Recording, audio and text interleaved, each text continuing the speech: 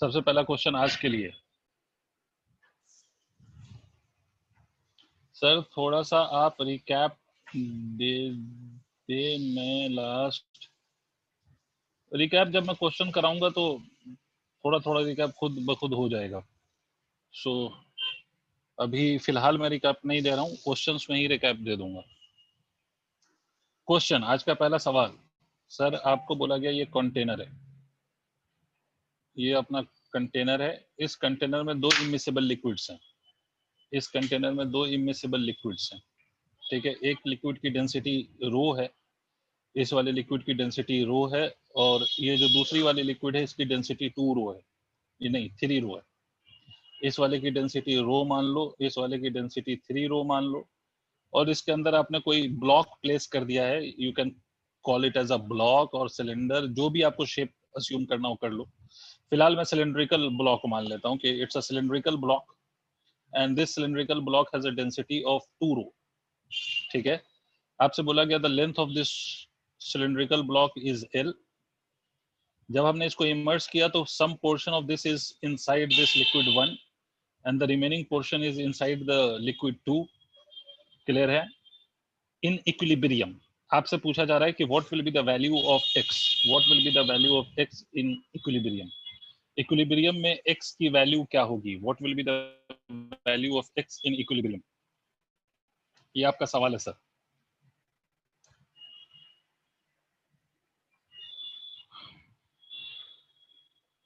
Equilibrium में x की value क्या होगी, जल्दी से मुझे आंसर बताओ।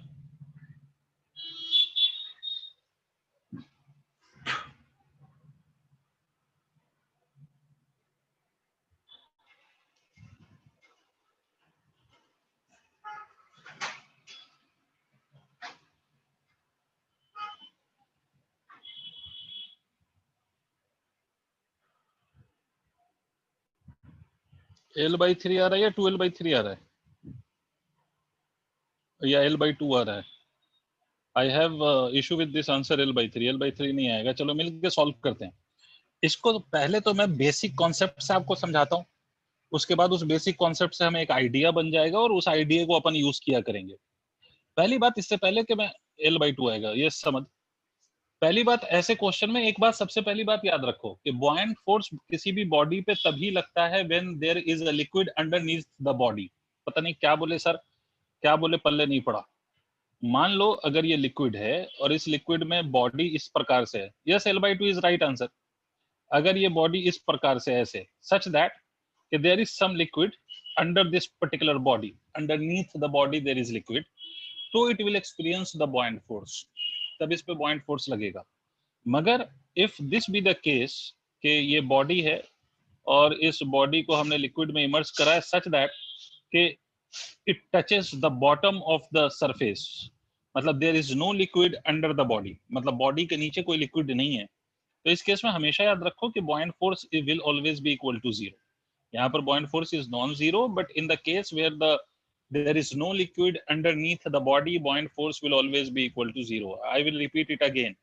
If there is no liquid underneath the body, buoyant force will always be equal to 0. The reason being कि नीचे से कोई प्रेशर या नीचे से कोई फोर्स नहीं लगेगा, जो भी लगेगा ऊपर से लगेगा, बट buoyant force आपको मालूम है is the difference between the two forces, one from the bottom side and another one from the top. ठीक है, तो ये बात अगर आपको समझ में आती है तो I will solve this problem now.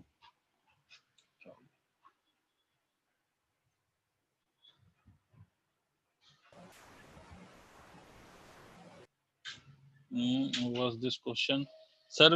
But when we immerse an object in a liquid, it comes on top to the bottom. It is not always case समझ भाई कि अगर आप किसी भी बॉडी को इमर्स करोगे तो वो नीचे ही चला जाएगा। It is not always the case. हो सकता है कि पूरी बॉडी सरफेस पे ही फ्लोट करे, ये पॉसिबिलिटी है। जैसे अगर आप किसी टायर को अगर आप लिक्विड सरफेस पे रख दो तो it will float on the surface only.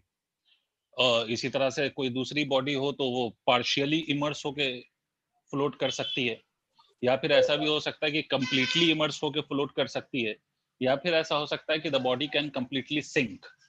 ठीक है, तो कोई सा भी केस हो सकता है, depending, and that all depends on the density of the body as well as density of the liquid. Clear है कि किस केस में क्या होएगा, that particularly depends on the density of liquid and the body, जिसको हम law of flotation के नाम से जानते हैं, है ना? और मैंने लास्ट डे कुछ उसका रिलेशन भी बताया था. Anyways, I'll solve this question. To solve this question,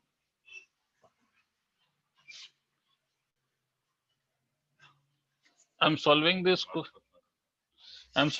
question, and for this purpose, assume that कि मान लो, अभी मैं ये बेसिक मेथड बता रहा हूँ, उसके बाद आपको ये पूरा कॉन्सेप्ट सिखा दूंगा. ये मान लो कि h हाइट, ये वाला जो सरफेस है, ऊपर वाला सरफेस, ये h हाइट नीचे है. ये ऊपर वाला सरफेस जो है वो h हाइट नीचे है from the first liquid, right? तो इस पॉइंट पे प्रेशर कितना होगा? मान लो इस पॉइंट के प्रेशर को, if I am calling it as P1, तो इस पॉइंट पे जो प्रेशर होगा, इसको मैं लिख सकता हूँ P0, where P0 is atmospheric pressure plus of rho multiplied by G multiplied by H. पता नहीं सर क्या बोले, पल्ले ही नहीं पड़ा अपने को. तो H हाइट, H डेप्थ नीचे मैंने ऊपर वाला सरफेस माना है, तो उस पे जो प्रेशर होगा that will be equal to atmospheric pressure plus pressure due to the depth. और नीचे वाले सरफेस पे जो, जी सर, ओपन वेसल है इसलिए. Yes of course, it is open vessel, it is open to air. अगर ये क्लोज होता तो एटमॉस्फेरिक प्रेशर नहीं होता. एनीवेज, नीचे वाला प्रेशर अगर मैं फिर से ऊपर से ही लिख रहा हूं, तो देखना एटमॉस्फेरिक प्रेशर प्लस ऑफ, ये लिक्विड कहां तक है? तो ये liquid H plus of X length तक है, ऊपर वाली लिक्विड. ठीक है, ये पूरा, ये लेंथ कितना है? तो ये लेंथ H प्लस X है. जिसको नहीं समझ में आया पूछे भाई, शर्माया नहीं बिल्कुल भी. जीवन में शर्माने का एक दिन जरूर आएगा सबके, अगर कोरोना में बच गए तो, बट अभी फिलहाल नहीं शर्माना है. प्लस इस वाले लिक्विड में कितना पोर्शन इसका इस वाली लिक्विड में है, दूसरे वाली लिक्विड में? तो this is L minus of X. तो we write this as 3 rho G multiplied by L minus of X. तो नेट फोर्स जो होगा, net force, that will be the difference of these two, and we will write it as P0 plus of rho G H plus of 3 rho G. ये H plus X था, sorry.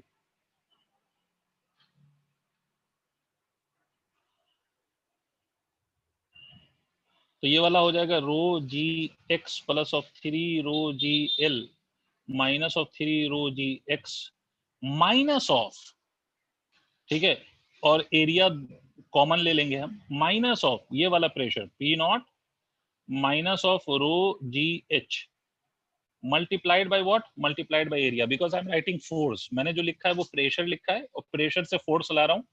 तो net जो force लगेगा वो नीचे वाला force ज्यादा होगा, ऊपर वाला फोर्स उसके कंपैरिजन में कम होगा. तो नेट फोर्स इतना आएगा. तो एफ नेट की वैल्यू को अपन क्या लिख सकते हैं? P0 ने P0 को मार दिया, रो जी एच ने रो जी एच को मार दिया, तो बचेगा क्या? 3 रो जी एक्स, और ये रो जी एक्स, तो ये हो जाएगा minus of, this will be equal to rho 2 rho G X plus of 3 rho G L. पता नहीं, हाँ ना बोल. Yes sir. ठीक है. This whole net force must be balanced by what? So this whole net force must be balanced by the weight, क्योंकि body equilibrium में है. तो इसका मतलब हम लिख सकते हैं -2 rho G X plus of 3 rho G L. This must be equal to the weight, and the weight of the body will be equal to density of the body, which is 2 rho multiplied by the, ये density हो गया, multiplied by the volume. Volume से multiply करेंगे तो mass निकलेगा, तो A into L multiplied by G, weight के लिए. क्लैरिटी होगी शायद. जी ने जी को जी से मार डाला, रो ने रो को रो से मार डाला, तो बचा क्या sir? Minus of 2x on this side plus of 3l is equal to, A ने ए को मार दिया, यहाँ पर ए छूटा है तो ए ने ए को भी मार दिया, तो this will be equal to 2l. इसको सिंप्लीफाई करेंगे सर, इधर ले आएंगे तो ये l हो जाएगा, तो l is equal to 2x और x is equal to l/2. ये पूरा मेथड क्लियर है सबको? This is the basic way to tackle the problem. ये बेसिक मैंने सिखाया है ताकि मैं तुम्हें आगे का कॉन्सेप्ट बता सकूं. किसी के मन में कोई भी चिंता हो या कोई भी डाउट हो तो कृपया पूछो,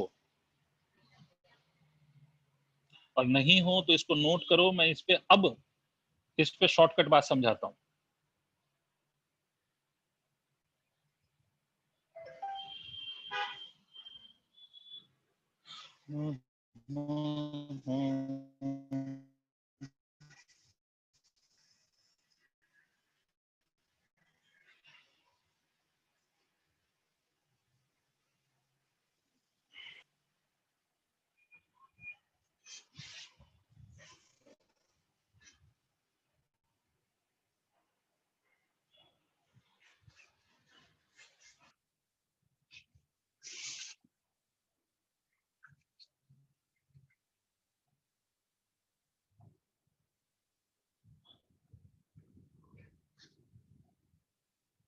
सर नोट कर लिया सर एक मेरी। सेकंड सर कर रहे हैं। अच्छा सर, दो स्टेप में लास्ट में रो नॉट एंड रो जी कहाँ गो? हाँ भाई, सैयद तौहीद भाई। सर दो स्टेप में लास्ट में P not and rho G है, कैसे आया? लास्ट टू स्टेप्स में नहीं, बल्कि it is from the starting कि भाई P not is atmospheric pressure सैयद। तो यहाँ पर this container is open to the atmosphere, तो इस पॉइंट पे एक तो इस लिक्विड के डेप्थ के कारण प्रेशर लगेगा, plus it is open to the atmosphere, तो एटमॉस्फेरिक प्रेशर भी लगेगा। पहली बात तो ये हो गई। इसी तरह से जब हम बॉटम पॉइंट पे बात करेंगे तो हम बिल्कुल ऊपर से ऐसे देख रहे हैं यहाँ तक, तो फिर से एटमॉस्फेरिक प्रेशर प्लस ऑफ इस वाले लिक्विड का कितना डेप्थ है, तो इतना डेप्थ है which is H plus x, तो रो जी इंटू एच प्लस एक्स, और दूसरे वाले लिक्विड का ओके, दूसरे वाले लिक्विड का 3 rho G L minus x. ठीक है, तो नीचे से इतना लग रहा है और ऊपर से इतना लग रहा है, तो इन दोनों का डिफरेंस ले लो तो that will give you the net force, और नेट फोर्स लेने के लिए हमने एरिया से मल्टीप्लाई कर दिया, तो पी नॉट से पी नॉट कैंसिल हो जाएगा, रो जी एस से रो जी एच कैंसिल हो जाएगा, ये बचेगा, और ये जो नेट फोर्स है that must be equal to what, तो that must be equal to the weight of the body which is immersed, तो वेट से इक्वेट कर दिया। Is it clear? कौन सा बच्चा था? ओके ओके तौहीद भाई। अब देखो, ये सारी बातें मैंने करी, ये मैंने बेसिक आपको समझाया है जानबूझ के, ताकि आपको ये पता हो जो मैं अभी बकने वाला हूं। मैंने अभी आपसे बोला था कि अगर कोई लिक्विड बॉडी के नीचे अगर लिक्विड नहीं है, if there is no liquid underneath the body, तो उस लिक्विड का जो बॉयंट फोर्स है वो नहीं एक्ट करेगा। There will be no buoyant force if there is no liquid underneath the body, there will be no buoyant force, right? अब देखो, जब मुझे ऐसा क्वेश्चन मिलेगा ना, तो मैं ऐसे प्रेशर नहीं लिख रहा हूँ, मैं इसको सिंगल स्टेप में लिखूंगा। और कैसे लिखूंगा? बॉयंट फोर्स, बॉयंट फोर्स, ये बीएफ का कुछ और मतलब मत समझना, बॉयंट फोर्स है ये, due to one liquid plus buoyant force due to another liquid is equal to weight of body. उड़ गए तोते भाई तुम्हारे। Buoyant force due to the first liquid, buoyant force due to the second liquid, this must be equal to weight of the body. और buoyant force होता क्या है? तो density of the liquid multiplied by the volume of the body immersed multiplied by g। ऊपर वाला अगर हम देखें तो कितना इमर्स है? लेंथ x, तो वॉल्यूम कितना इमर्स है? तो density multiplied by area multiplied by length, ठीक है, multiplied by g, because this is mass of the liquid displaced plus of g will become weight। दूसरे वाले का लिखेंगे, सर मैं फिर से रिपीट कर रहा हूं वरुण भाई, मैंने बोला कि बॉयंट फोर्स लिखो, और बॉयंट फोर्स होता क्या है? तो बॉयंट फोर्स होता है weight of the liquid displaced, weight of liquid displaced, और वेट ऑफ लिक्विड का मतलब density of liquid multiplied by volume of liquid which is displaced multiplied by G. और density of the liquid, volume of liquid कितना displace होगा? जितना volume of solid immerse होगा।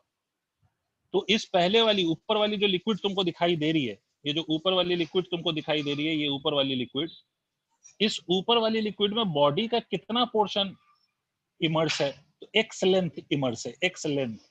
तो volume कितना इमर्स है? तो X multiplied by area becomes volume, तो density multiplied by volume multiplied by G, plus दूसरे वाले लिक्विड में इस बॉडी का कितना लेंथ इमर्स है? एल माइनस एक्स, तो ये हो जाएगा twice of rho multiplied by area multiplied by L minus X is equal to weight of the body, और वेट ऑफ द बॉडी क्या होगा? Twice of rho multiplied by area multiplied by L multiplied by G. Rho G cancel, अच्छा दूसरी वाली liquid का 3 रो है, sorry, ये cancel हो गया, एरिया से एरिया हर जगह कैंसिल हो गया, तो देख ये x plus of 3l minus of 3x is equal to twice of l आ गया, तो ये वाला आप देखोगे तो माइनस ऑफ 2x आ गया, और ये वाला माइनस ऑफ एल आ गया, माइनस ने माइनस को मार दिया तो x बराबर l/2, वही आंसर आया क्या? मतलब अगर बॉडी, अब बच्चा मुझसे डाउट क्या पूछता है, मैं तुम्हें एक बात समझाता हूँ। बच्चा डाउट क्या पूछता है? बच्चा कहता है मास्टर तूने तो ये बोला कि बॉडी के नीचे लिक्विड होगी तो बॉइंट फोर्स होगा। सर भाई मेरी बात समझना ओखला वालों, मास्टर आपने तो ये बोला कि बॉडी के नीचे अगर लिक्विड होगी तो बॉइंट फोर्स लगेगा, मगर यहाँ तो बॉडी के नीचे ये जो रो वाली लिक्विड है वो बॉडी के नीचे तो नहीं है, ये तो बॉडी के ऊपर है। रो वाली लिक्विड बॉडी के नीचे तो नहीं है ना, ये तो बॉडी के ऊपर है। क्या हो गया आज सन्नाटे में क्यों हो? यस ठीक है, ये बॉडी के नीचे नहीं है, बॉडी के ऊपर है, तो फिर आपने बॉइंट फोर्स कैसे लिखा? तो जो बच्चा मुझसे ये सवाल करता है इसका जवाब मैंने पहले ही दे दिया। जो मैंने बेसिक मेथड सिखाया उसी में इसका जवाब दे दिया, आपको समझा दिया मैंने कि बेसिक तरीका क्या है। तो सर इसको अगर शॉर्ट में बताऊं तो मैं क्या बोल सकता हूं? मैं ये बोल सकता हूं कि ऑल्दो ये वाली लिक्विड इस पे डायरेक्ट बॉइंट फोर्स नहीं लगा रही होगी, बट इस वाली लिक्विड का, ये जो रो वाली लिक्विड है उसका प्रेशर इस दूसरे वाली लिक्विड पे लग रहा होगा इनडायरेक्टली। मतलब the pressure due to the upper liquid would be acting on the lower liquid, और ये दोनों प्रेशर मिलके रिस्पॉन्सिबल होंगे बॉइंट फोर्स के लिए। नहीं आया रे नहीं आया नहीं। आ गया। वेरी गुड वजाहत भाई। तो ये मेथड आपको समझ में आ एक गया रिपीट होगा कर कि दिए जो आपने लास्ट स्टेटमेंट दिया। मैंने लास्ट स्टेटमेंट ये दिया कि अगर 2 या 3 इमिसिबल लिक्विड्स हैं, और ऐसा मैं एक क्वेश्चन बताऊंगा जेई ने 2002 में पूछा है, वो मैं कराऊंगा नहीं सिर्फ बताऊंगा। तो उस पे जाने से पहले मैं आपको फिर से ये बात कह दूं कि अगर 2 या 3 लिक्विड हैं और बॉडी एक लिक्विड के अंदर है, कंप्लीटली इमर्ज्ड है उसमें, तो हम जानते हैं कि कंप्लीटली इमर्ज होगी बॉडी, तो इस लिक्विड का, ऊपर वाली लिक्विड का कोई भी पोर्शन इस बॉडी के अंडर में नहीं है। क्लियर है? तो मैंने कहा था कि ऐसा केस हो तो बॉइंट फोर्स नहीं लगता है, बट मैं जब सॉल्व कर रहा हूं तो मैंने इसका भी बॉइंट फोर्स लिया है। ऐसा क्यों? तो मैं ये कह रहा हूं कि although this liquid will not directly exert a pressure of force on the body या buoyant force on the body, but it will exert pressure indirectly on this second liquid. इस ऊपर वाली लिक्विड का प्रेशर इस नीचे वाली liquid पे act करेगा, और ये एक्ट करेगा तो ये दोनों प्रेशर मिलके नेट प्रेशर बॉडी पे जो लगेगा that will be responsible for बॉइंट force. Did you understand?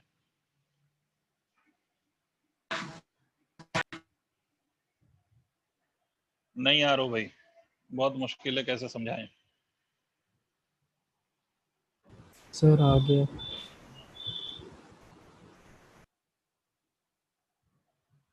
चलो साहब अगर आ गया तो आगे बढ़ते हैं हम। बहुत बढ़िया, वेरी गुड। अगर आप सबको समझ में आ गया तो मैं आगे बढ़ता हूँ। अब मैं जेई का वो क्वेश्चन बता रहा हूँ, सिर्फ मैं सॉल्व नहीं कराऊंगा, आप इसको ढूंढ सकते हो। सन 2002 जेई, इसको ढूंढ के खुद ही सॉल्व करना है। ईयर 2002, ठीक है, 5 मार्क्स के लिए ये क्वेश्चन, ठीक है। ईयर 2002 में 5 मार्क्स। उस टाइम में तुम्हारा इस तरह का पेपर नहीं होता था जो अब जो पेपर का वो है तरीका है कि पहले मेंस होगा फिर एडवांस होगा, तो पहले पैटर्न अलग था। तो उस टाइम में 5 मार्क्स का क्वेश्चन था ये, और उसमें ये पूछा गया था। मैं क्वेश्चन सिर्फ बता रहा हूँ और तुम देखो कि तुम कर पाओगे या नहीं। मैं कराऊंगा नहीं, अभी अपने पास इतना समय नहीं है कि एक एक क्वेश्चन मैं डिस्कस करूं बैठ के। तो ये क्वेश्चन आप अपने लिए करेंगे, नहीं होगा तो फिर मुझसे पूछना। ये सवाल इस प्रकार से था कि ये कोई बॉडी है, इसका डेटा वेटा दे रखा था, ठीक है। ये कोई बॉडी है और आपसे बोला कि ऊपर हवा ही हवा है, ये एक लिक्विड है इसका नाम है ए, और ये दूसरी लिक्विड है इसका नाम है बी। और याद रखो ये इमिसिबल लिक्विड्स हैं, मतलब ये दोनों लिक्विड एक दूसरे से मिक्स नहीं होंगी, है ना। ये हाइट बोला एच ए है और ये हाइट बोला जो एयर में है दैट वाज एच, ठीक है। अब मैं आपको सवाल पढ़ के बताता हूँ। A uniform solid cylinder of density 0.8 ग्राम पर centimetre cube floats in equilibrium in a combination of two non-mixing liquids A and B with axis vertical, ठीक है। मतलब इस वाले की जो डेंसिटी है, इस वाले की डेंसिटी इज इक्वल टू 0.8 ग्राम पर सेंटीमीटर क्यूब या पर सीसी जो लिख लो, और ये दो इमिसिबल लिक्विड्स हैं, इसका डेंसिटी है 0.7 ग्राम पर सेंटीमीटर क्यूब, और इसकी जो डेंसिटी है that is 1.2 gram per centimeter cube. These are the densities of the liquid. The height of liquid A in HA मतलब in short दे रखा था 1.2 centimeter. The length of the part of the cylinder immersed in the liquid, that is HB, was given as 0.8 centimeter. अब इसमें कुछ part पूछा गया था आपसे, क्वेश्चन का कुछ पार्ट पूछा गया था आपसे। पहला क्वेश्चन पूछा गया था फाइंड टोटल फोर्स। ये क्वेश्चन आप लोग नोट करेंगे और आप लोग समझेंगे, होमवर्क है आपका। फाइंड टोटल फोर्स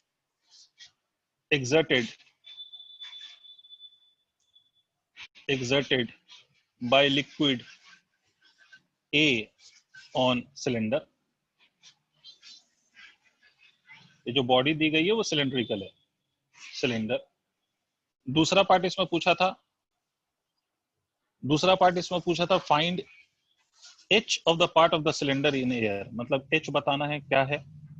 तीसरा पार्ट इसमें बोला था कि the cylinder is depressed in such a way that its top surface just below the upper surface of the liquid, मतलब इस सिलेंडर को हमने दबाया, ठीक है। सिलेंडर इज डिप्रेस्ड, सिलेंडर को हमने क्या करा है, दबाया है। सिलेंडर इज डिप्रेस्ड, ठीक है। कैसे दबाया है, such that its top surface is just inside a, clear है। एंड रिलीज्ड, दबाने के बाद इसको हमने रिलीज कर दिया, एंड रिलीज्ड। तो आपको बताना find the acceleration of the cylinder immediately after it is released. तो आपको बताना है फाइंड ए। सवाल नोट कर लो, I am not solving it right now, this is homework for you. जो आपको कॉन्सेप्ट मैंने सिखाया है उसको अप्लाई करिएगा आप to solve this problem.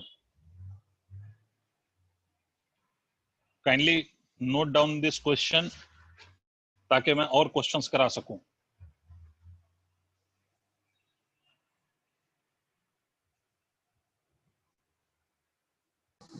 Sir ये ओपन कंटेनर है?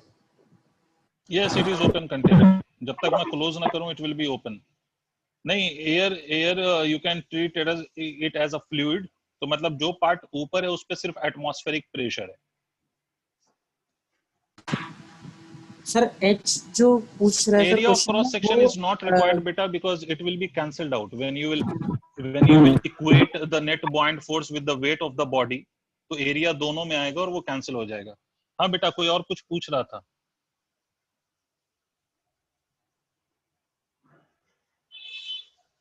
एयर की डेंसिटी यार इसमें फाइंड कर लेना आप। कोई कुछ पूछ रहा था मेरे से,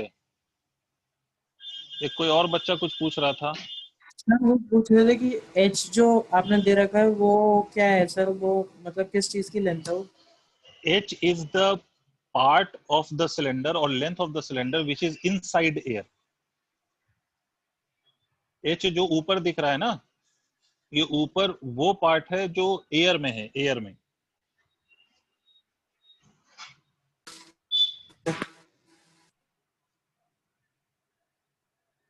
ठीक है, ये डेंसिटी ऑफ एयर एक बार आप लोग देख लीजिएगा कहीं पर बुक्स वगैरह में, या गूगल कर लेना ज्यादा दिक्कत हो तो।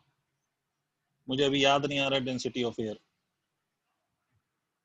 ठीक है, मतलब इस वाले को भी किसी बच्चे ने कहा था कि sir can I treat it as a liquid, तो treat it as a liquid, don't worry. तो इसमें जो प्रेशर है, एयर में जो प्रेशर होगा, that can be written as density of air multiplied by g multiplied by height. ठीक है, ये डेंसिटी ऑफ एयर प्लीज उसको सर्च कर लेना आप लोग।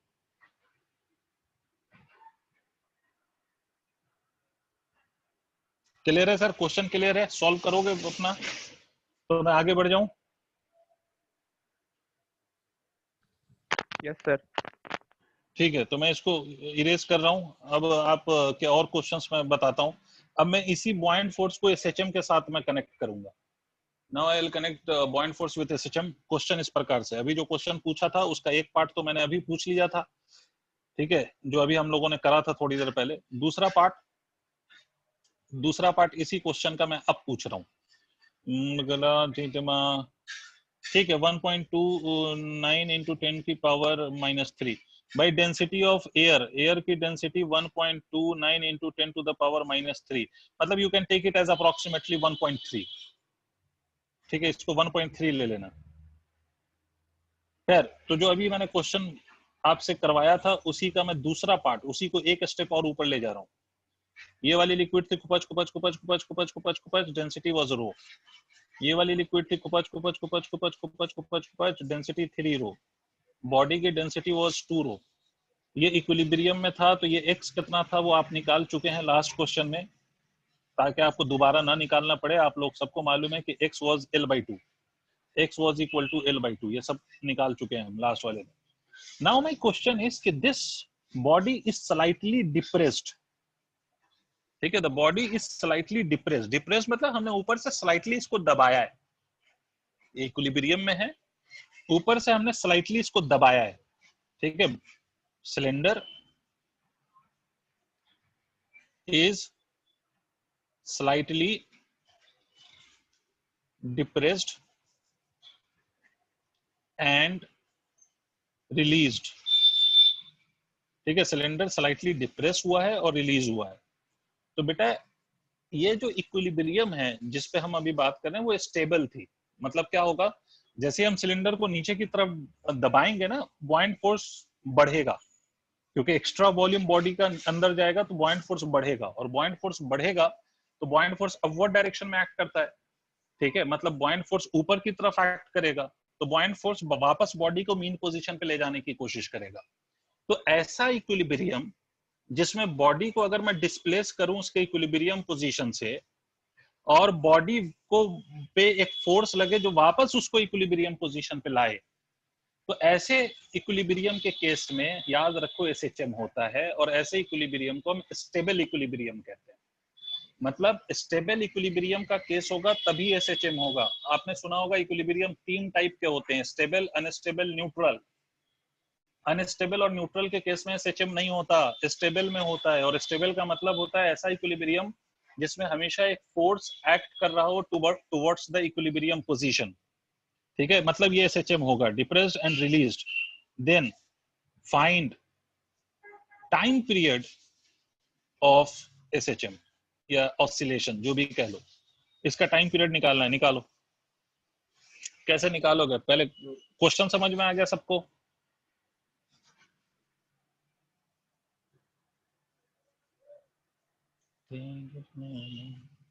एक बार हाँ ना बोल दो तो मिलके करें सॉल्व। यस सर, आ गया। ठीक है,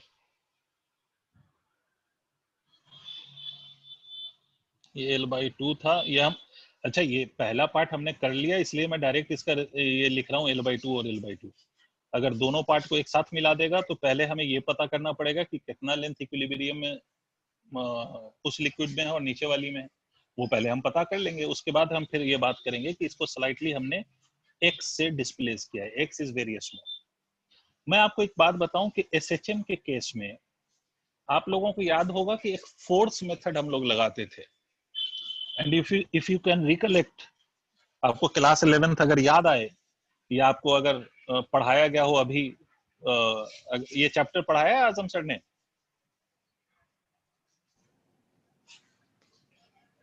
sir 2 pi under root L Yes, rho sir. By 2g। Answer मुझे भी याद नहीं है, मैं भी सॉल्व करके ही बता पाऊंगा, तो 1 मिनट में सॉल्व कर लेता हूँ। आजम सर ने अगर पढ़ाया तो आपको ये पूरा पता होगा। फिर तो आपको ये बात पता है कि हमें फोर्स मेथड अगर लगाते हैं तो हम नेट फोर्स यूज करते हैं। नेट फोर्स को इक्वेट करते हैं -k/x से, ऐसा ही होता है। और हमें ये शो करना होता है कि acceleration is proportional to -x। Acceleration is proportional to -x। मैं एक बात ऐड कर रहा हूं, ध्यान से सुनो, मुझे ये शो करना है। अगर ये शो हो गया तो ये एसएचएम होगा। मैं एक बात अपनी तरफ से ऐड कर रहा हूं, हमेशा याद रखो कि अगर हम बॉडी को इक्विलिब्रियम पोजीशन से डिस्प्लेस करें, if I displace the body from its equilibrium position, तो जो एक्स्ट्रा फोर्स डेवलप होता है, जो एक्स्ट्रा फोर्स डेवलप होता है that will be responsible for time period. पता नहीं क्या बोला बावला, समझ ही नहीं आया। जैसे मैं आपसे कहूं कि ये कोई बॉडी है, यहां पर है ऑलरेडी, तो इक्विलिब्रियम पोजीशन है, अगर है ये इक्विलिब्रियम पोजीशन है, अगर ये इक्विलिब्रियम पोजीशन है, तो आपको नहीं लगता कि इस इक्विलिब्रियम पोजीशन में ऑलरेडी दो फोर्सेस लग रहे थे, एक mg और स्प्रिंग ऑलरेडी कुछ इलोंगेटेड रही होगी।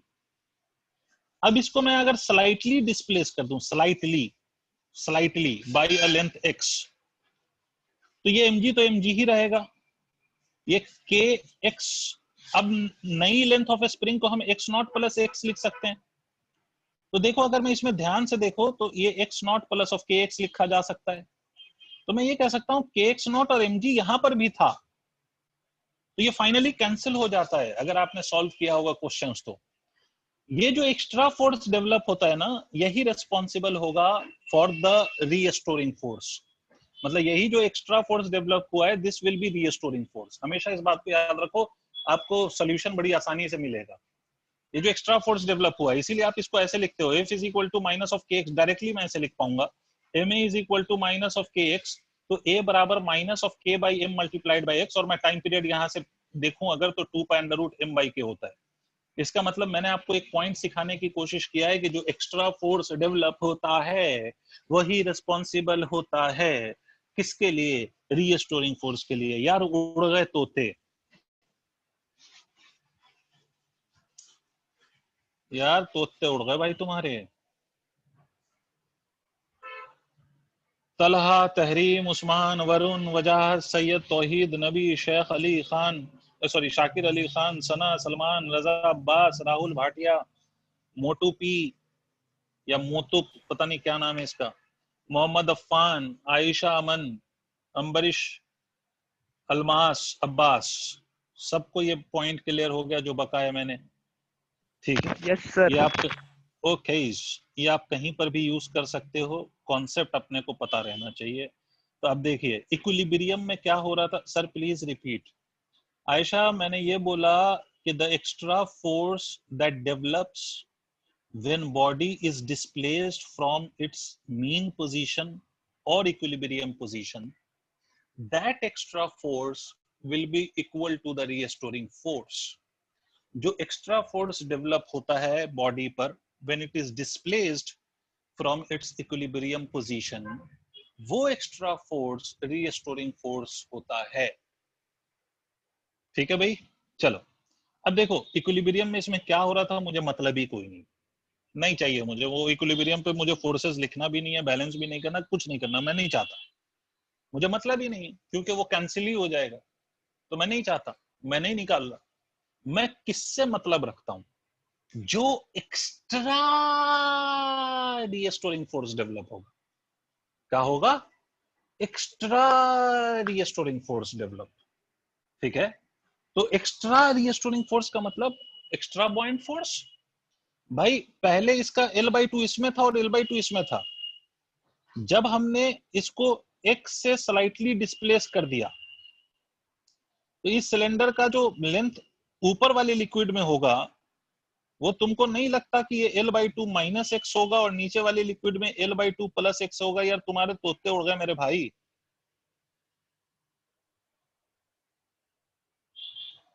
Yes sir. नहीं समझ में आया तो पूछ लो दोस्त। तौहीद भाई देखो, एक्स लेंथ से मैंने इसको स्लाइटली पुश किया है नीचे की तरफ, तो इसमें ये लेंथ जो सिलेंडर की पहले L/2 थी, वो अब L/2 माइनस एक्स हो जाएगी। It will decrease by x. और वो जो एक्स्ट्रा पोर्शन आएगा वो किस में आएगा? दूसरे वाले लिक्विड में, मतलब ये एक्स लेंथ नीचे चला जाएगा। ठीक है, अच्छा, तो आपका बॉइंट फोर्स अगर आप लिखें तो क्या लिखेंगे? यही जो एक्स्ट्रा बॉइंट फोर्स आया इससे मुझे मतलब है। तो ऊपर वाली लिक्विड का buoyant force, density of the liquid multiplied by volume which is L/2 minus of x multiplied by area multiplied by g plus of face of नीचे वाले का buoyant force 3 rho a into L/2 plus of x multiplied by g। ये net restoring force है, and this net restoring force must be equal to mass into acceleration.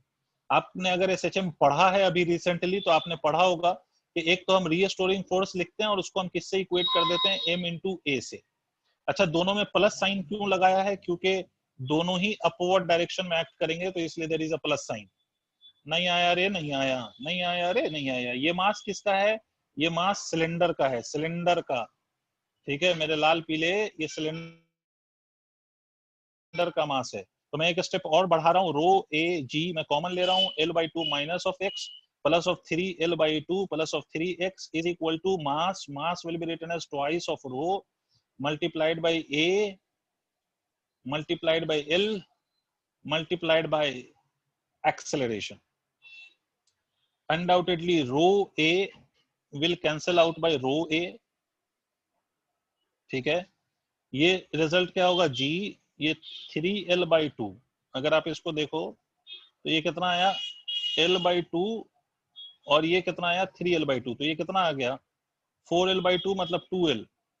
ठीक है, और ये वाला कितना आ गया minus of 2x is equal to कितना आएगा twice of L multiplied by 2L multiplied by A। यहां तक सही है क्या? सर प्लस 2 इसलिए हुआ। क्या हुआ?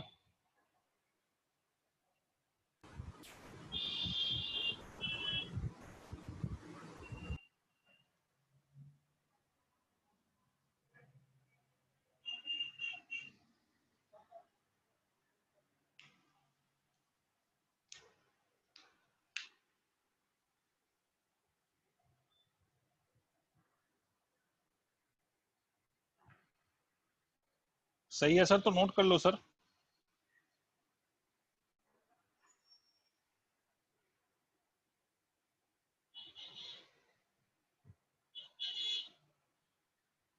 हाँ जी नहीं होगा कैंसिल बेटा, क्योंकि मास इनटू एक्सेलरेशन से हम इक्वेट कर रहे हैं, मास इनटू एक्सेलरेशन से इक्वेट कर रहे हैं, हम वेट इनटू एक्सेलरेशन से इक्वेट नहीं कर रहे हैं। अगर हम वेट और एक्सेलरेशन होता तो राइट साइड पे तो जी कैंसिल होता, बट यहाँ पर जी कैंसिल नहीं होगा।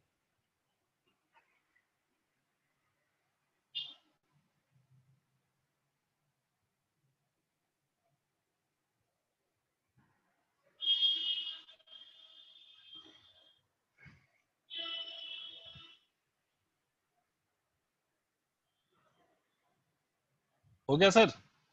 अच्छा, यहाँ पर आपने वेट वेट क्यों नहीं कंसीडर किया? क्योंकि मैंने कहा है कि जो एक इनिशियल बॉइंट फोर्स था उससे अपने को कोई मतलब नहीं है, हमें किससे मतलब है, हमें फाइनल बॉइंट फोर्स से मतलब है। अब इसमें अगर तुम ध्यान से देखोगे तो यहाँ पर अगर तुम ध्यान से देखो तो इस केस में ये रो वो सब कैंसिल हो गया ना, सब कुछ कैंसिल होता हुआ दिख रहा है।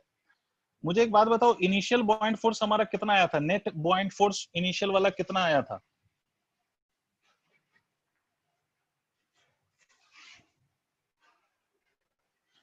ये जो लास्ट वाले क्वेश्चन को हमने सॉल्व किया था तो बॉइंट फोर्स हमारा कितना आया था?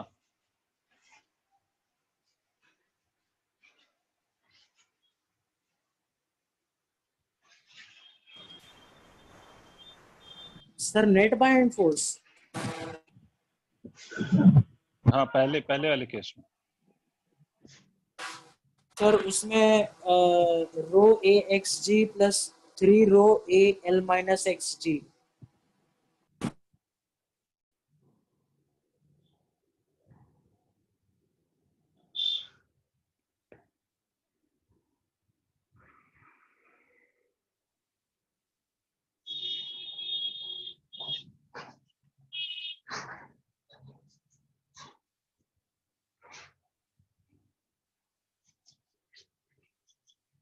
इसमें देखना मैंने कुछ कहीं किसी स्टेप में गलती तो नहीं किया है, क्योंकि मुझे एक एक्स और चाहिए जो कॉमन नहीं आ रहा है यहाँ पर। वहाँ प्लस 2 होगा ना सर? कहाँ पर सर?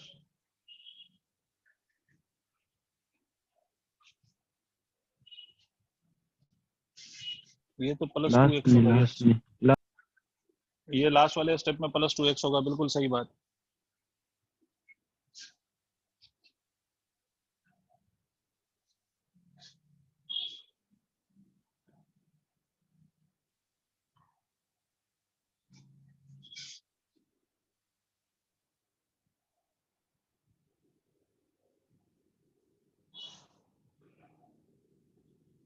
ठीक है, तो ये एसएचएम की कंडीशन नहीं आ रही है यार, मैंने कुछ गलत तो नहीं कर दिया है।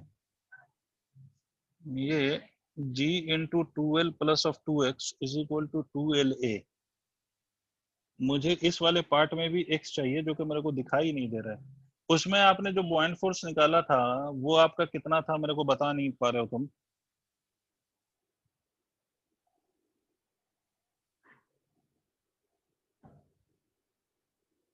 इसमें मैं कहीं कुछ गलत तो नहीं कर रहा हूँ।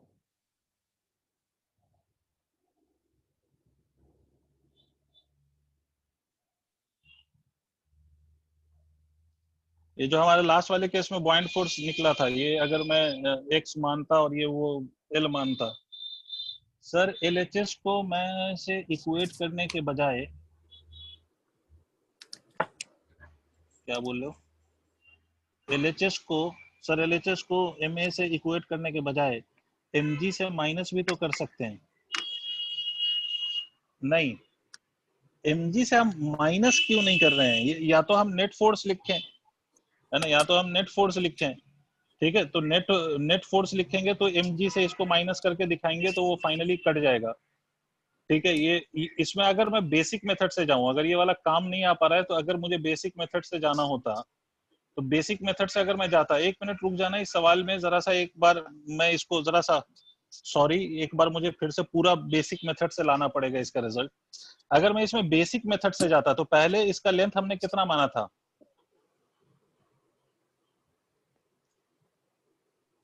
पहले हमने इसका लेंथ इसमें कितना माना था, सर लास्ट क्वेश्चन या एक काम करो, इसका पहले आसान वाला वर्जन करते हैं। मान लो कि अगर मैं आपसे ये कहूं कि ये ऐसे है और यहां पर एक सिलेंडर ले लिया हमने, ये सिलेंडर है, ये एक सिलेंडर है हमारा, ठीक है, और मान लो कि इसकी डेंसिटी 3 रो है, इसकी डेंसिटी 3 रो है इस लिक्विड की, ये पहले कर लो, ये 3 रो है, उसमें देखते हैं कि क्या कमी आ रही है, और इसकी डेंसिटी अपन मान लेते हैं कि लेट्स से इट्स 2 रो, सही, और इस पूरे सिलेंडर की लेंथ L है। आपसे सवाल में पूछा गया कि if it is slightly compressed inside the liquid, slightly depress कर दिया हमने इसको, स्लाइटली डिप्रेस कर दिया स्लाइटली, और रिलीज कर दिया, तो टाइम पीरियड की वैल्यू क्या होगी। पहले ये क्वेश्चन निपटाते हैं। ठीक है सर,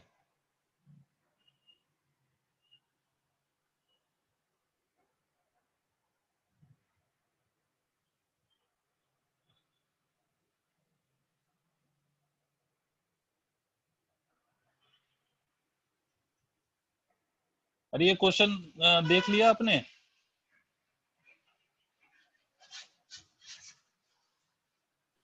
यस सर। ठीक है, अब देखो इसमें हम जो हमारा मेथड था हम वो लगाते हैं। पहले क्या इस पे फोर्स लग रहा था, मैं वो दोनों मेथड से बता देता हूँ। मैं पहले इसमें मैं आपको एक वो जो आपका लॉन्ग मेथड है वो बताता हूँ, उसके बाद इसका शॉर्ट मेथड बताता हूँ। तो पहले तो हम ये पता करेंगे कि इसका कितना पोर्शन इस लिक्विड के बाहर है और कितना पोर्शन इस लिक्विड के अंदर है, समझ रहे हो। मान लो ये जो पोर्शन है ये H मान लेते हैं, अरे सब समझ रहे हो, एक बार हाँ ना बोल दो यार। हाँ सर। Yes sir. ठीक है, तो मान लेते हैं हमारा H पोर्शन लिक्विड के बाहर है, तो अंदर कितना पोर्शन होगा, L माइनस ऑफ H। तो अपन बॉइंड फोर्स लिख सकते हैं, बॉइंड फोर्स बेसिकली होगा कितना, तो बॉइंड फोर्स होगा 3 रो, ओके अब्बास भाई, 3 rho multiplied by G into area multiplied by L minus of H, this must be equal to mass of the body that is 2 rho into A multiplied by L multiplied by G, मतलब buoyant force is balancing the weight, clear. तो A into G into rho, A into G into rho, A into G into rho cancel out, ये हो जाएगा 3L minus of 3H is equal to twice of L। इस वाले term को इधर ले आओ, तो ये हो जाएगा L is equal to 3H, और H की वैल्यू कितनी हो जाएगी, L बाई 3। ये आपका आंसर आएगा। ये किसका आंसर है, तो ये इसका, इस बात का आंसर है कि पहले इतना पोर्शन इसके अंदर था, ठीक है, पहले इसका इतना पोर्शन इसके अंदर था।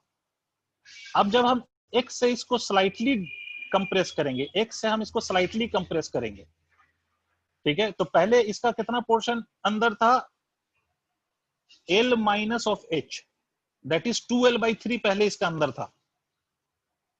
ये वाला जो पोर्शन है ये कितना है 2L/3, ये इतना अंदर था।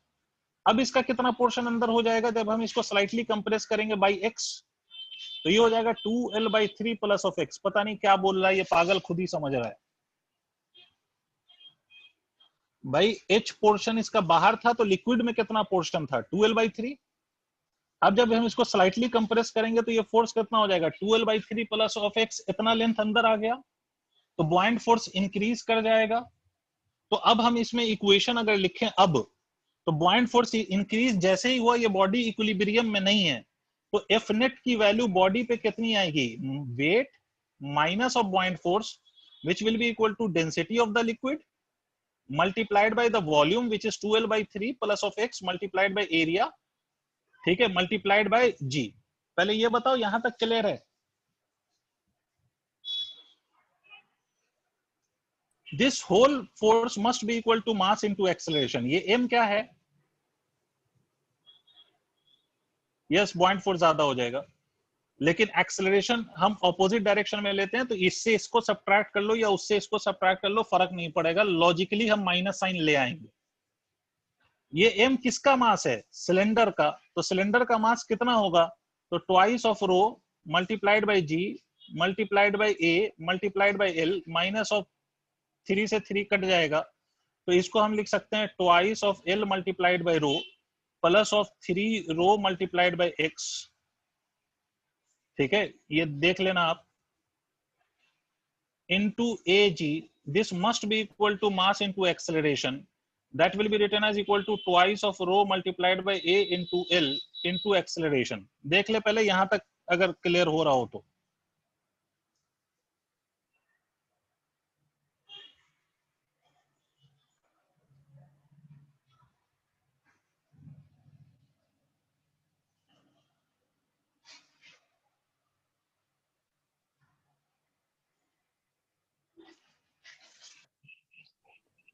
सर एफ नेट को 2 रो एल जी कैसे लिख दिया सर?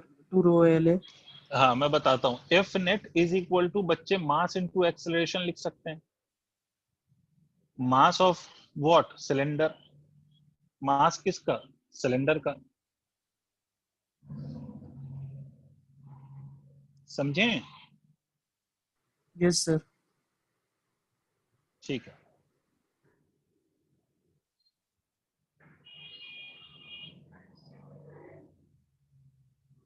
यहां तक सबने लिख लिया है? सर वो जो पहले किया था वो गलत है ना सर? हाँ उसमें कुछ मिसिंग है, वो मैं देखूंगा। पहले यहां तक नोट कर लिया है सबने? इसमें कहीं कोई दिक्कत है तो पूछ लो, नहीं दिक्कत है तो एक और क्वेश्चन मैं पूछ लूंगा। अभी ये सॉल्व नहीं हुआ है पूरा, यहां तक क्लियर है? मैं ऊपर इरेज कर दूं?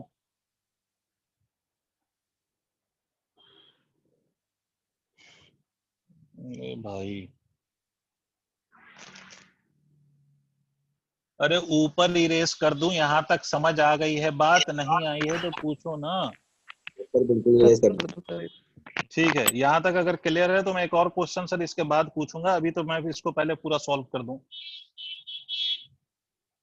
हम इस स्टेप तक पहुंच गए, हमने क्या किया, हमने नेट रीस्टोरिंग फोर्स निकाला है, और ये जो नेट फोर्स आया है वो किसके बराबर आएगा, तो नीचे mg लग रहा है, ऊपर बॉइंड फोर्स लग रहा है, तो mg minus of buoyant force किया और उसको इक्वेट किया मास इनटू एक्सेलरेशन के साथ। अब ब्रैकेट खोलो तो ये 2 रो ए एल जी और ये 2 रो ए एल जी कैंसिल हो जाएगा, तो बचेगा क्या, minus of 3 rho into X into A multiplied by G is equal to twice of rho into A into L multiplied by A. ये रो ए और ये रो ए कैंसिल हो गया।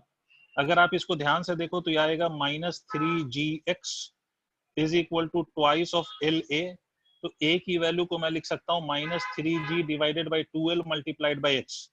अगर आप देखो तो ये वाला इस फॉर्मेट का इक्वेशन बन गया, a is equal to -kx, और इस sorry a is equal to minus of omega square x। इस फॉर्मेट की जहां इक्वेशन बनती है, इस कांस्टेंट को हम क्या मान लेते हैं, ओमेगा स्क्वायर।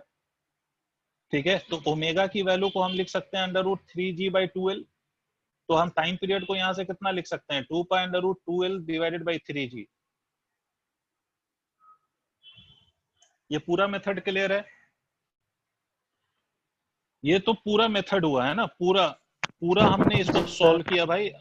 हमने इसको स्लाइटली डिस्प्लेस किया, हमने नेट फोर्स लिखा, उसको मास इनटू एक्सेलरेशन से हमने इक्वेट किया और ये आंसर लिखा।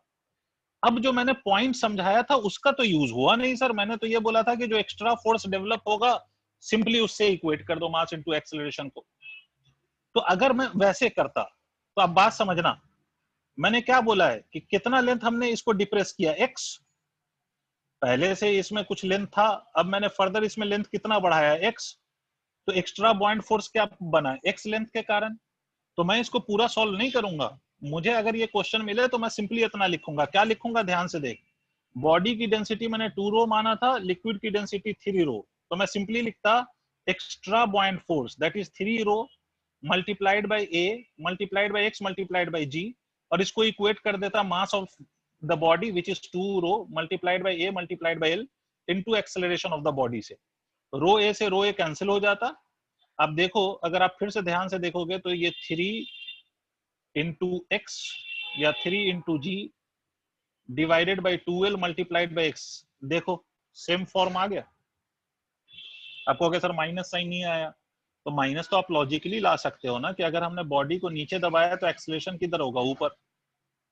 ठीक है, और अगर फोर्स ऊपर लग रहा है तो बॉडी किधर जाएगी, नीचे। समझ आई बात? अब देखो, ये एक स्टेप में हम इसका आंसर लिख सकते हैं और ये इतने स्टेप्स को सॉल्व करके हमने आंसर लिखा है। तो मेरा पॉइंट ये था, मुझे इस पूरे में ये सिखाना था कि जो एक्स्ट्रा फोर्स डेवलप होता है that is responsible for the restoring force. अगर आपको ये बात समझ आ गई है तो मैं एक और क्वेश्चन बनाऊंगा।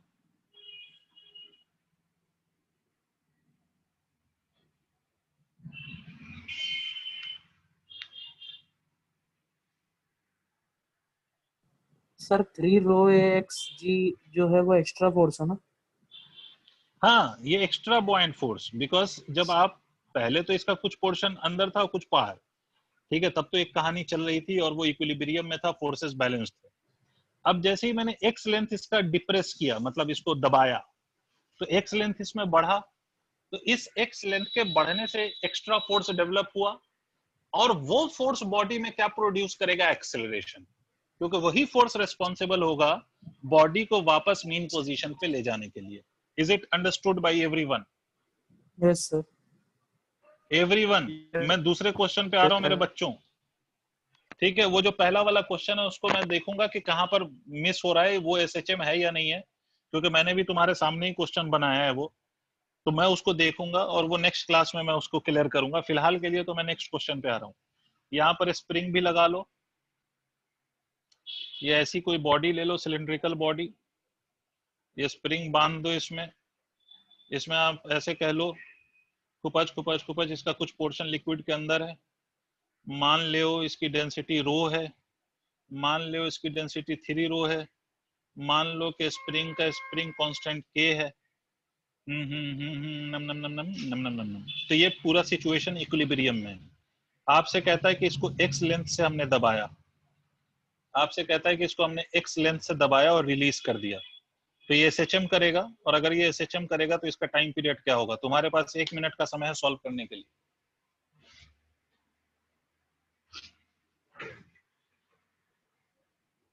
आपके पास 1 मिनट का समय दे रहा हूँ। क्वेश्चन सबको क्लियर है? देख लो, मैंने सारा डेटा दे दिया होगा शायद। Total length of the cylinder की जरूरत नहीं पड़ेगी, मगर फिर भी कोई लिखना चाहे तो एल है इसका। मैं आपको वो उस मेथड से सॉल्व करने के लिए कह रहा हूँ, शॉर्ट वाला मेथड जो था, जो एक स्टेप में आंसर लिख सकते हैं। Extra force must be equal to mass into acceleration. समय आपके पास 1 मिनट, सॉल्व करके मुझे आंसर बताइए।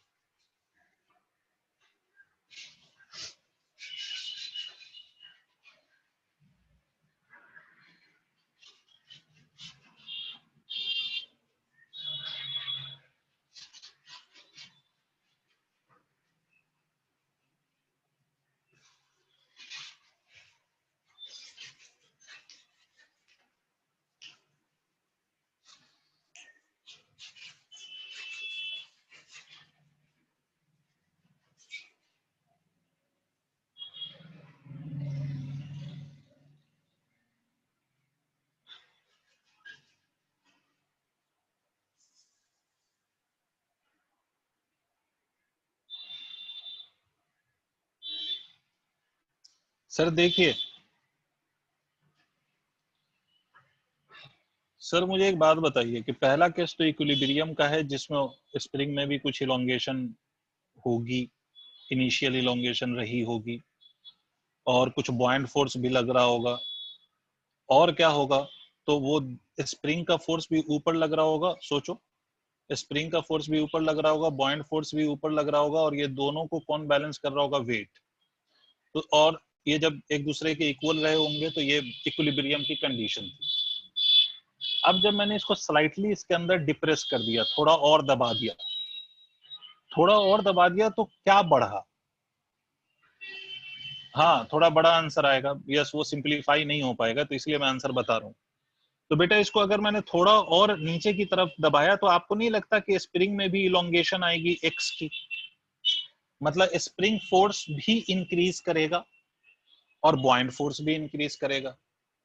तो मैंने आपसे क्या बोला था? Extra force that develops, extra force जो भी डेवलप हो रहा है, ठीक है, that must be equal to mass into acceleration कर लिया करो। तो एक्स्ट्रा क्या क्या फोर्स डेवलप होगा? एक तो स्प्रिंग का होगा, जो स्प्रिंग में एक्स्ट्रा लेंथ आई है वो के एक्स है, सॉरी एक्स है, तो फोर्स कितना होगा? के एक्स। पता नहीं सर होगा कि नहीं होगा। भाई स्प्रिंग में जो इलोंगेशन एक्स्ट्रा आई वो एक्स आई, तो एक्स्ट्रा स्प्रिंग फोर्स कितना है? के एक्स। दूसरा कौन सा एक्स्ट्रा फोर्स है? तो दैट इज बॉयंट फोर्स। और बॉयंट फोर्स की वैल्यू क्या होगी? 3 rho multiplied by A into x multiplied by g. This is the volume, extra volume multiplied by density of the liquid multiplied by g. This whole must be equal to what? This whole must be equal to weight of the body, sorry, mass of the body into acceleration, ma. ये जो पूरा force है वो mass into acceleration के बराबर होना चाहिए। और मास क्या लिखेंगे हम? Rho multiplied by A multiplied by L. This is mass of this cylinder multiplied by A. यार तो तोते उड़ गए भाई। अगर हम इसको क्लियर है सर। देखें, ठीक है, अगर हम इसको सिंप्लीफाई करें तो हम लिख सकते हैं k plus 3 rho A into जी।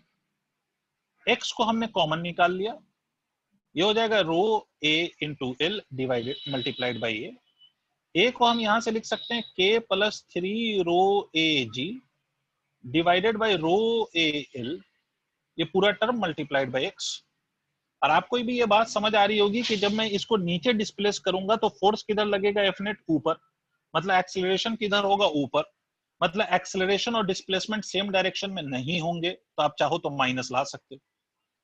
जैसे ही आपने ये इक्वेशन ड्राइव किया, आपको ये दिख गया कि a is proportional to minus of x. मैं ऊपर लिख रहा हूं, ध्यान देना। जैसे ही मैंने ये किया, मुझे ये दिख गया कि a is proportional to minus x. इसका मतलब यहां पर जो ओमेगा स्क्वायर होगा या ओमेगा होगा, वो पूरा का पूरा ये टर्म होगा k plus 3 rho A ji divided by rho A L. Once I know the value of this omega, can I find the value of time period? Is it clear to all? Sir negative sign जी, कैसे लगा sir? फिर से मैं बताता हूँ बेटा। इसको जब हम नीचे नीचे पुल कर रहे हैं ना, इस बॉडी को जब हम नीचे पुल करेंगे तो जो एक्स्ट्रा फोर्स डेवलप हुआ है, जो स्प्रिंग का एक्स्ट्रा फोर्स है, वो भी ऊपर लगेगा, और जो एक्स्ट्रा बॉयंट फोर्स लगा है वो भी ऊपर लगेगा। ठीक है, तो ये दोनों फोर्सेस ऊपर लग रहे हैं और बॉडी किधर जा रही है? नीचे। और याद रखो, जिधर फोर्स लगता है उधर ही एक्सेलरेशन होता है।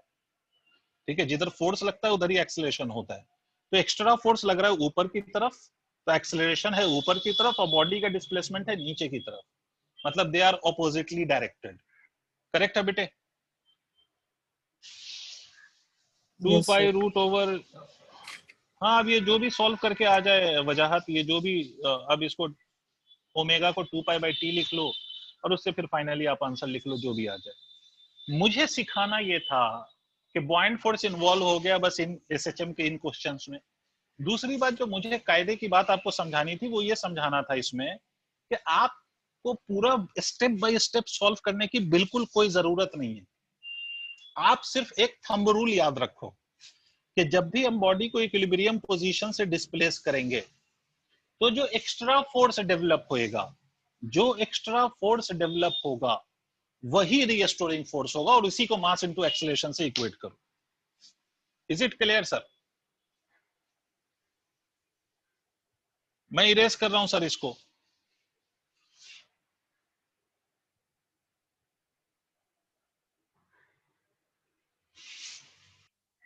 सर मैं इसको इरेज कर रहा हूं। एक छोटे से वैरायटी का एक और क्वेश्चन आप कर लो, उसके बाद मैं फ्लूइड डायनामिक्स शुरू करता हूं। एक छोटा सा वैरायटी है बेटा, इस तरह के भी क्वेश्चन अपने को आने चाहिए, अपने को पता होने चाहिए, इसलिए मैं करा रहा हूं। Can I erase this? Cheating कर रहे यार दोस्त तुम लोग, मैं भी नहीं बोलता। हट।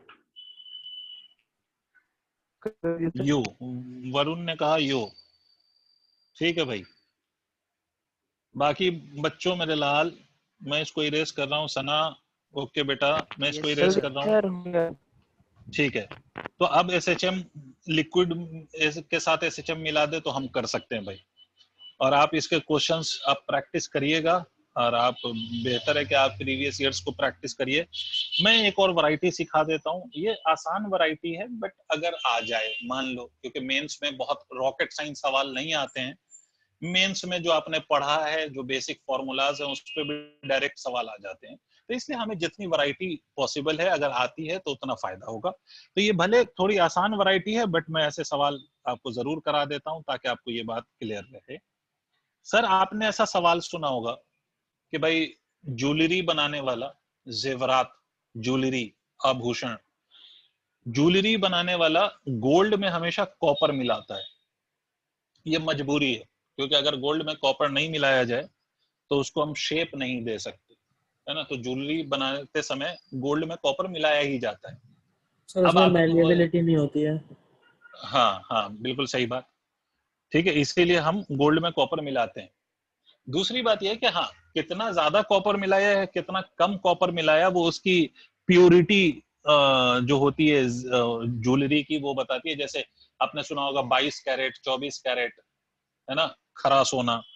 तो खैर इस तरह की जो चीजें होती हैं वो उसकी प्योरिटी बताती है कि भाई अगर 24 कैरेट का है तो इसका मतलब है कि कॉपर जो मिलाया हमने वो कम मिलाया है, उतना ही मिलाया जितने से हमारा जो है ज्वेलरी बन जाए, ठीक है, वो शेप दिया जा सके। अगर हमने ज्यादा कॉपर मिलाया है तो उस केस में कैरेट घट जाता है। तो खैर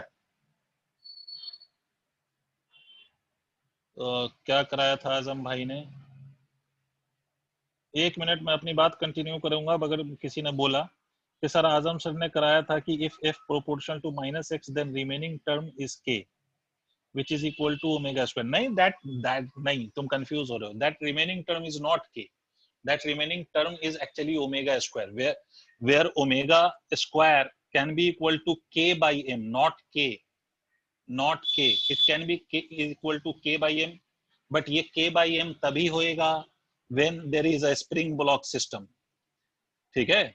लेकिन ये ओमेगा हमेशा k by m ही हो, ये जरूरी नहीं है मेरे लाल।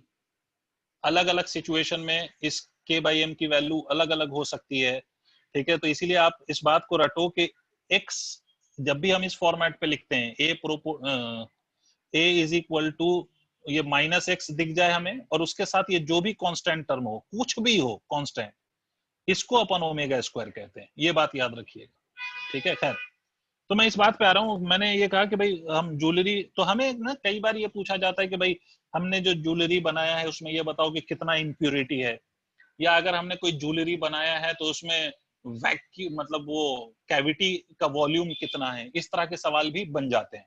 तो मैं आपको इसी तरह का एक दो सवाल बता देता हूँ जल्दी से। जैसे आपसे क्वेश्चन कहा गया कि एक ऑर्नामेंट है, ज्वेलरी है मान लो, जिसका weight in air is 36 g, ठीक है। तो मैं वेट जो है इसका, वेट इन एयर, कोई ऑब्जेक्ट है मान लो, इसका वेट 36 g है, क्लियर है, ये ग्राम नहीं है, जी है, कहां पर, एयर में। और इसी का वेट इन पानी इज इक्वल टू 34 g, ठीक है, पानी में। आपसे कहता है कि इसमें कुछ कॉपर मिक्स्ड है, इसमें कुछ कॉपर मिक्स्ड है, clear. Relative density of gold आपसे बोला गया है इट इज 19.3, याद रखो it is relative density. And relative density of copper is equal to, आपसे बोला गया 8.9। तो आपसे ये बोला गया कि इसमें कितना वॉल्यूम ऑफ कॉपर या कितना मास ऑफ कॉपर इज मिक्स्ड। मतलब क्वेश्चन आपका ये है कि इस ऑर्नामेंट को बनाने के लिए हमें इसमें अमाउंट ऑफ कॉपर कितना मिक्स करना पड़ा है, what is the mass of the copper which has been mixed with this gold, ये गोल्ड के साथ हमने कितना कॉपर मिक्स करा है to make this object. Did you understand सवाल कि भाई गोल्ड में कॉपर मिला के हमने एक ऑब्जेक्ट बनाया, ऑर्नामेंट बनाया या ज्वेलरी बनाया है, तो उसमें मास ऑफ कॉपर कितना है, ये हमारा सवाल है। तो ऐसे सवाल होंगे तो क्या करेंगे आप, ऐसे सवाल होंगे तो पहली बात तो आप ये समझें कि इसका जो वेट है हवा में वो 36 जी है और वेट जो है वाटर में वो 34 जी है। भाई लिक्विड में वेट कम हो जाता है ना, क्यों कम हो जाता है, Buoyant force. why the weight of the Buoyant object, yes force. of very good, because of the buoyant force। तो हम इसमें अपवर्ड थ्रस्ट या buoyant force या लॉस इन वेट कह सकते हैं कि भाई ये 2g है, this is the loss in weight which is equal to Yes, sir. 2g and this 2g will be equal to buoyant force। भाई जितना वेट कम हुआ उतना ही तो buoyant force लगा, तो हमारा जो upward sir, yes, thrust sir. है वो 2g है। दूसरी बात, ये एक पॉइंट हमें यहां से पता चल गया।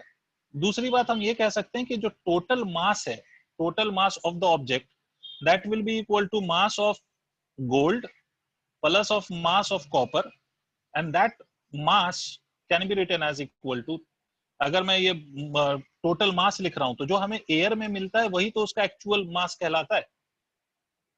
नहीं आया, जो एयर में मिलता है वही तो एक्चुअल मास कहलाता है, हमेशा याद रखो किसी भी बॉडी का, क्योंकि जो लिक्विड में हमें मिलेगा उसको हम एपरेंट मास या एपरेंट वेट कहते हैं। ये एक्चुअली में ये जो मैं लिख रहा हूं ये मैं एक्चुअल मास लिख रहा हूं जो कि कितना आएगा 36। नहीं आया, एक्चुअल वाला तो यही कहा जाएगा ना बच्चा, यस सर। लिक्विड में जो आ रहा है वो तो एपरेंट माना जाएगा, एपरेंट वेट।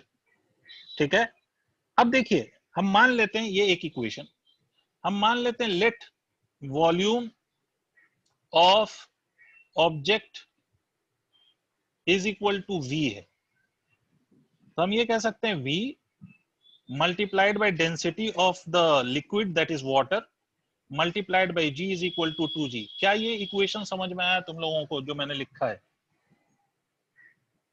Yes, ये sir. कैसे लिखा है मुझे तो ये समझा दो भाई। Yes, ये sir. v Yes, sir. है ना, ये buoyant Buoyant force है, force के equal होगा। ये buoyant force का इक्वल क्या होना चाहिए, वेट ऑफ द ऑब्जेक्ट होना चाहिए भाई लिक्विड में, तो इसलिए जी ने जी को मार दिया भाई, सन्नाटा कर दिया। ठीक है, और ये जो नेट वॉल्यूम लिखा है इसमें दो वॉल्यूम्स हैं बेसिकली, गोल्ड का प्लस ऑफ कॉपर का इनटू डेंसिटी ऑफ वाटर। ठीक है, this must be equal to कितना, तो this must be equal to 2। और वॉल्यूम को हम क्या लिख सकते हैं, हमें वॉल्यूम गिवन नहीं है, तो वॉल्यूम को हम क्या लिख सकते हैं, mass of copper mass of gold upon density of gold plus mass of copper upon density of copper multiplied by density of water will be 1। ठीक है, इज इक्वल टू, ये जो है हमारा ये रिलेटिव डेंसिटी है तो इसको 2 इंटू 1 करोगे, क्योंकि रिलेटिव डेंसिटी अगर गिवन है तो डेंसिटी कैसे निकालते हैं, relative density multiplied by density of water, और डेंसिटी ऑफ वाटर कितना होता है 1, तो ये 2 into 1 will remain as 2। Clear हो गई बात? तो एक इक्वेशन हमें ये मिल गया, दूसरी सर- इक्वेशन और एक इक्वेशन यहाँ है, दोनों सर, इक्वेशन से इसमें तुम, V- यस सर इसमें वी रो डब्ल्यू जी क्यों लिया सर, रो डब्ल्यू क्यों लिया इसमें? बेटा हमने क्या बोला है कि, अच्छा सना एक मिनट मैं रिपीट कर रहा हूं, पहले मैं इस बच्चे का जवाब दे दूं। बेटा हम buoyant फोर्स क्या लिखते हैं, wait of the liquid displaced, weight of the liquid displaced. तो पानी का कितना वेट डिस्प्लेस हुआ वो कैसे लिखेंगे, तो हम लिखेंगे वॉल्यूम ऑफ द पानी मल्टीप्लाइड बाय डेंसिटी ऑफ समझ गया पानी सर, हाँ मल्टीप्लाइड, समझ गया। यस ओ सर, याद आ गया। चलो यस सना जी, यहां तक अगर आपको स्टेप समझ में आ गया तो उसके बाद मैंने कुछ नहीं करा है, टोटल वॉल्यूम जो पानी का डिस्प्लेस हुआ है वो एक्चुअली में 2 वॉल्यूम के कारण हुआ है, क्योंकि हमारे ऑब्जेक्ट में 2 चीजें मिक्स्ड हैं, गोल्ड भी और कॉपर भी। तो कुछ वॉल्यूम गोल्ड का होगा, कुछ वॉल्यूम कॉपर का होगा, और दोनों का वॉल्यूम हम ऐड करेंगे तो टोटल वॉल्यूम ऑब्जेक्ट का आएगा। कुछ वॉल्यूम गोल्ड का होगा, कुछ वॉल्यूम कॉपर का होगा, दोनों का वॉल्यूम ऐड करेंगे तो ऑब्जेक्ट का वॉल्यूम आएगा। बट द पॉइंट इज कि हमें ऑब्जेक्ट का वॉल्यूम गिवन नहीं है, तो इसलिए हमने वॉल्यूम को क्या लिख दिया, वॉल्यूम को हमने मास अपॉन डेंसिटी लिखा गोल्ड के लिए, और इसी तरह से मास अपॉन डेंसिटी कॉपर के लिए। ठीक है, multiplied by density of water is 1, this must be equal to 2, ये इक्वेशन में इस इक्वेशन के बाद ये और इसके बाद ये, क्लियर है। अब क्या हम इससे सॉल्व कर सकते हैं, बिकॉज डेंसिटी ऑफ अपने को गोल्ड गिवन है, डेंसिटी ऑफ कॉपर गिवन है, एक इक्वेशन हमारे पास यहां से दिख रही है। इन दोनों इक्वेशन से हम मास ऑफ कॉपर निकाल पाएंगे या नहीं निकाल पाएंगे छोटी सना? ए सना, टू आया क्या सर? क्या हुआ? Two mass of copper. Answer बता रहे हो? क्या बताया आंसर आपने? Yes sir. आंसर मैं इसका बता देता हूँ। इस 2.2 हाँ 2.225 ग्राम आएगा। आंसर इज 2.225 ग्राम, ये आंसर आएगा। तो ऐसे क्वेश्चन आप सॉल्व कर लोगे?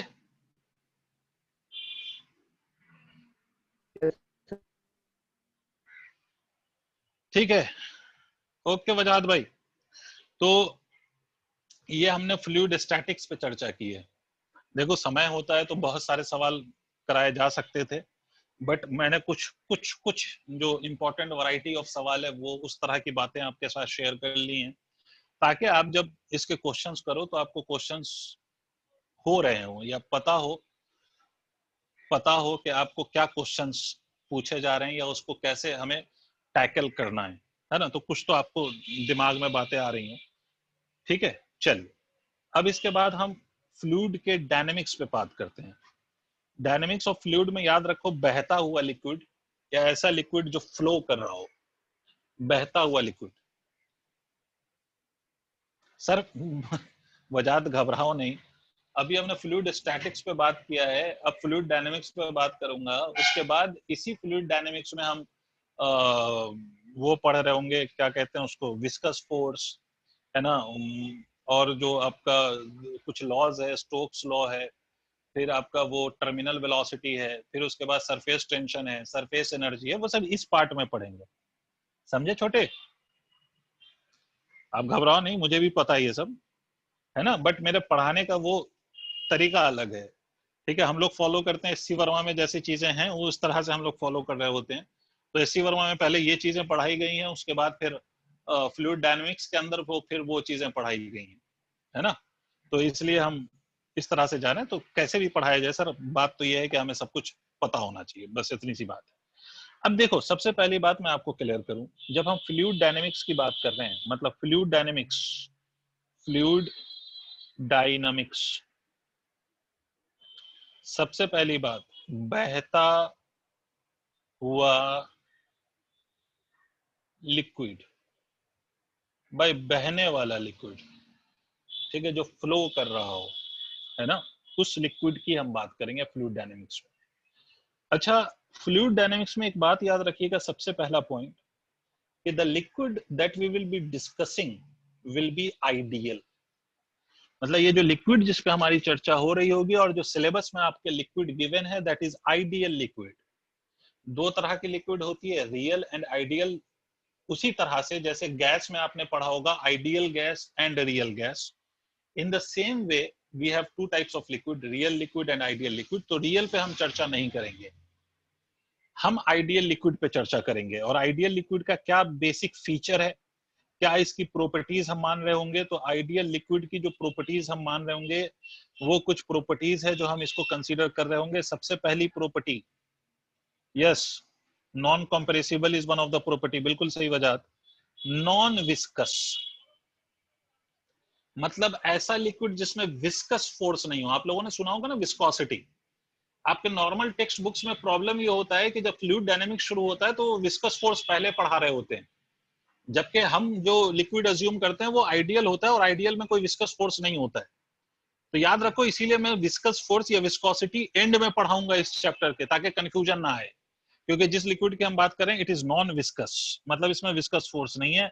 दूसरा ऑब्वियस सी बात है जो वजाहत ने कहा, इट इज नॉन कॉम्प्रेसिबल, मतलब इसको कंप्रेस नहीं कर सकते हैं। इसका दूसरा मतलब है कि डेंसिटी, दैट इज डेंसिटी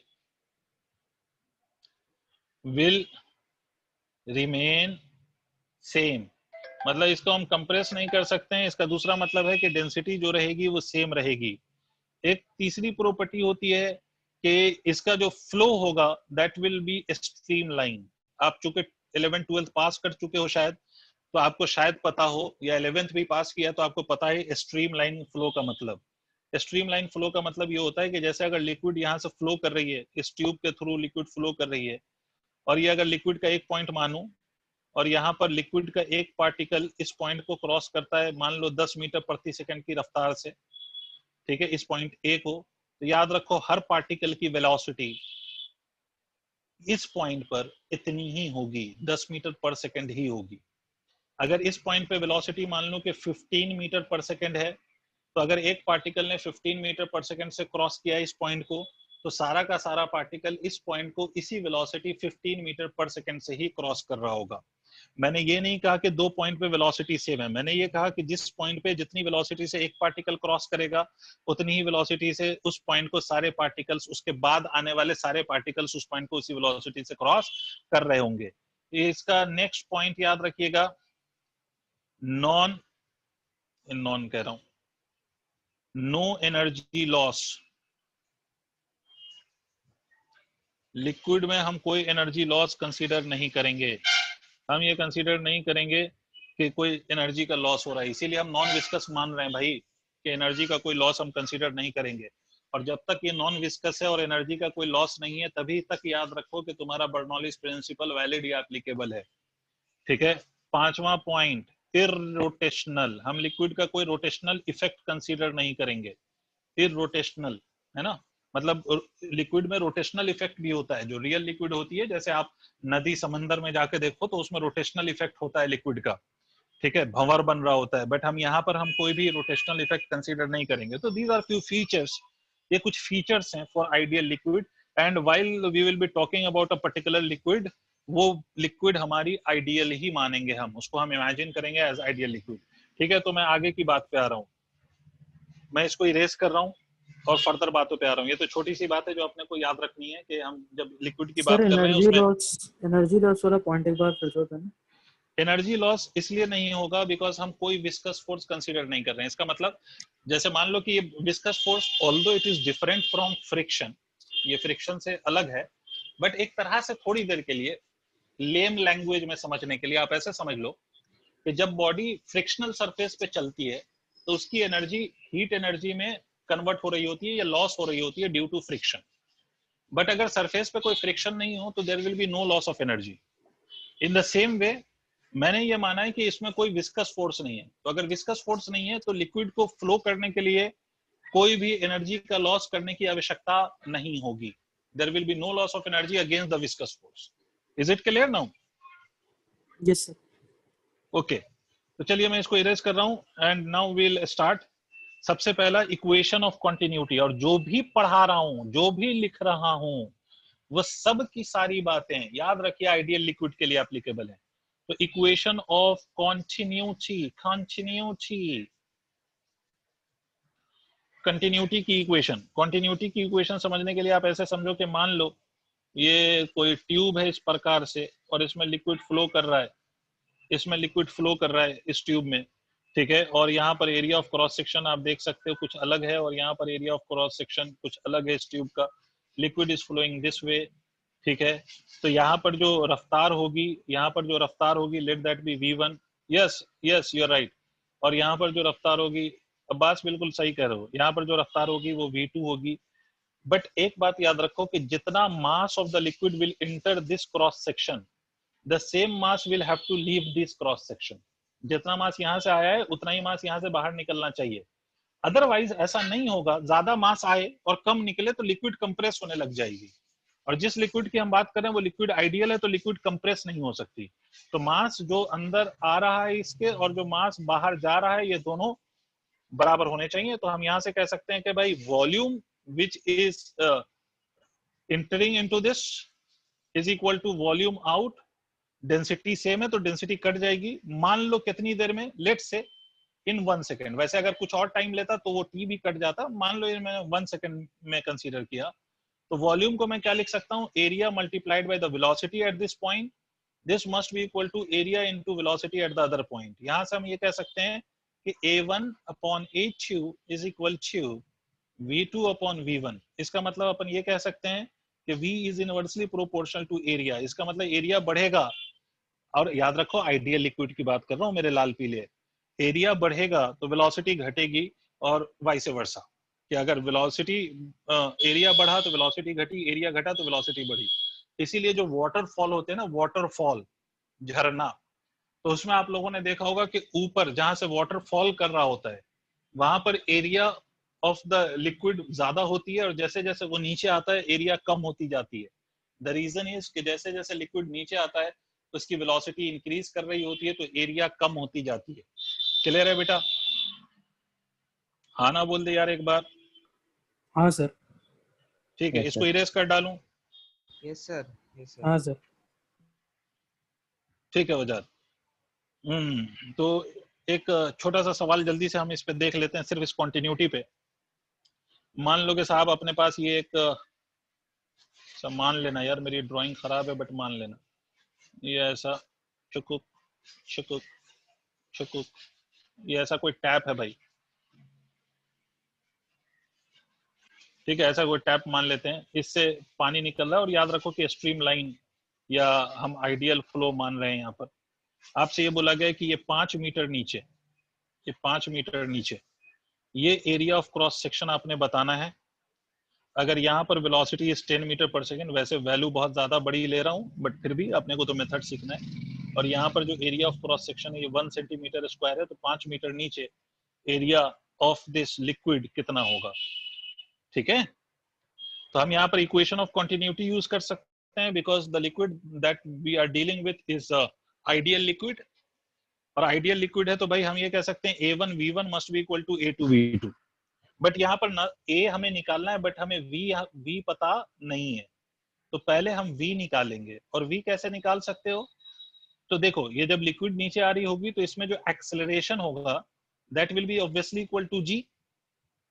तो हम लिख सकते हैं V फाइनल का स्क्वायर माइनस इनिशियल का square is equal to 2 into 10 multiplied by s, s is equal to 5।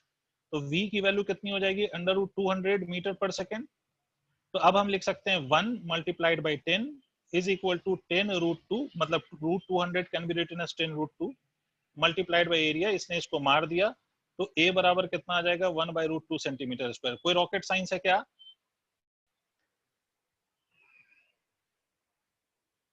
No sir. ठीक है, तो सर चूंकि मेरा दिल तो अभी नहीं भरा पढ़ाते हुए, बट समय हो गया है क्योंकि इसके जस्ट बाद दूसरे क्लास भी लेनी रहती है, तो आज इतना ही रहने देते हैं, फिर हम किसी नेक्स्ट डे बात करेंगे।